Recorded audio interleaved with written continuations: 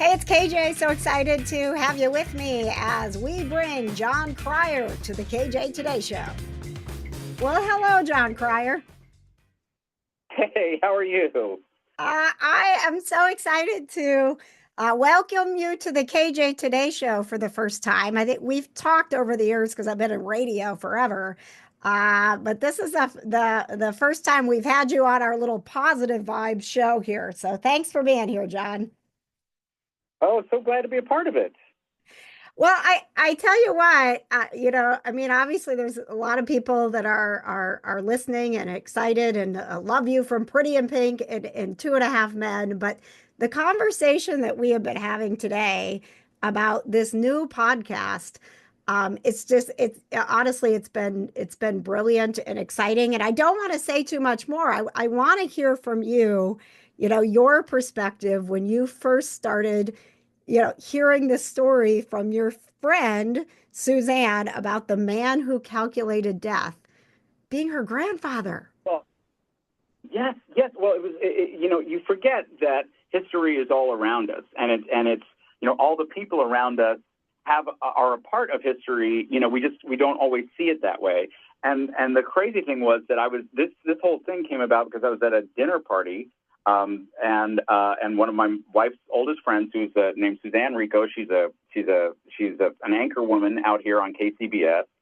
All American girl, beautiful blonde lady, and she was talking. I sort of blithely mentioned that I was a huge fan of the space race, and I loved the history of it.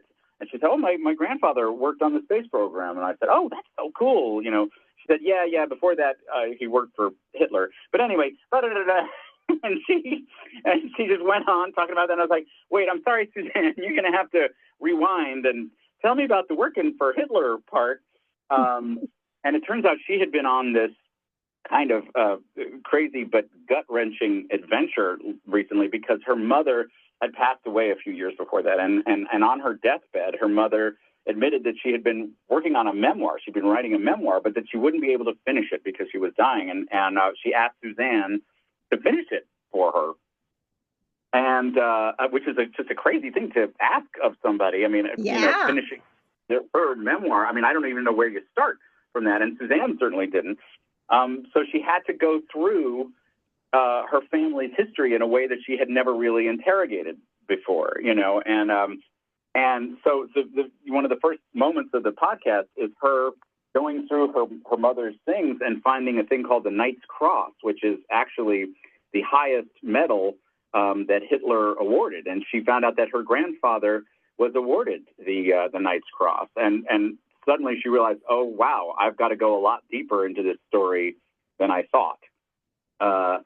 And so it turns out her grandfather was a guy named Robert Lesser, who was one of Hitler's most important scientists. Hitler, had such horrifying losses in the Battle of Britain and in the Russian front that he was trying to find a whole new kind of warfare, which was robot war. And so Werner von Braun, a very famous rocket scientist, and Robert Lesser were tasked with creating new wonder weapons for Hitler, and they succeeded. They ended up succeeding too late in the war, but they were a huge part of Hitler's war effort. And so Suzanne did not realize that her father was such a big part of history, and that her mother had always been horribly traumatized by the death of her mother, Suzanne's grandmother, who died mysteriously in a bombing. And Suzanne felt like the only way to really honor her mother and finish her mother's memoir truly was to solve the mystery of who killed her grandmother and why. And to her credit, and this is an amazing thing, when we started working on the podcast, she hadn't solved the mystery, but she did it. She actually, just through shoe leather and just enormous man hours, managed to solve this 80-year-old mystery. So it was just this incredible journey for Suzanne, and we were, this is not the kind of thing I generally produce. I generally make, comedies and stuff, and this is not what I'm known for. But but seeing a friend go through this, and you're a podcast producer, doing a narrative podcast with when she traveled to Europe, she traveled, all over the United States. She was interviewing military historians and interviewing family members, interviewing concentration camp survivors. She was interviewing, just doing this incredible breadth of research.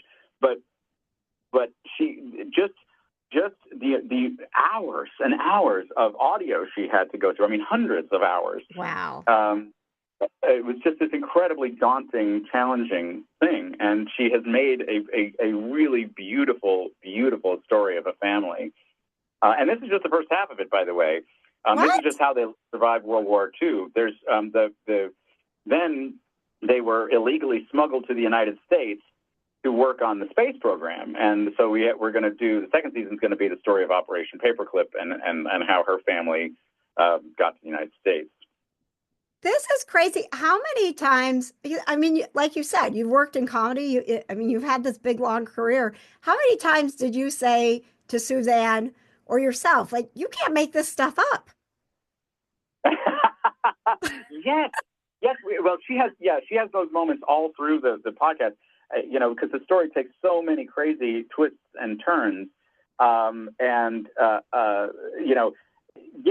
also did a podcast called Lawyers, Guns, and Money, which is about the Iran-Contra scandal, which is also an insane story of just insane characters. It's almost a comedy, Iran-Contra, except that it had, global consequences, but that is the thing about so many of these true stories, that they are, they're stories that you wouldn't necessarily believe if they were fictional. But again, the amount of introspection that Suzanne does, and if I found out, I mean, recently I had my ancestry dug into by a TV program, and and I said, guys, let me know if there's dark parts. If there's, I'm sure, not every human in my family is going to be a saint, and I'd really love to know where everything goes wrong.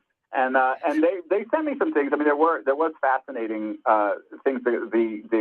Turns out I have a Mayflower ancestor who was an indentured servant, which is pretty cool. Except that he was a drunk. He was the first guy to ever get in a duel in New England. And he got in a duel, and they both lost because they shot each other, but neither of them died. But he was apparently not a great guy, and had a lot of brushes with the law. They had a lot more interesting stories as well, but that was one of the fun ones that I remember. But not nearly the history spanning consequences of Suzanne's grandfather. Sure. The Man Who Calculated Death is the podcast. And real quick, Jon, I promised Jim, who's listening, because we just hit the end of an era with the Arrowverse and Superman and Lois finale airing, and a lot of people grieving, but also looking back and reflecting. Can you share just a quick memory from your time playing that iconic Lex Luthor? Oh, I had a fantastic time on that, and that was the whole Arrowverse was just one for the nerds.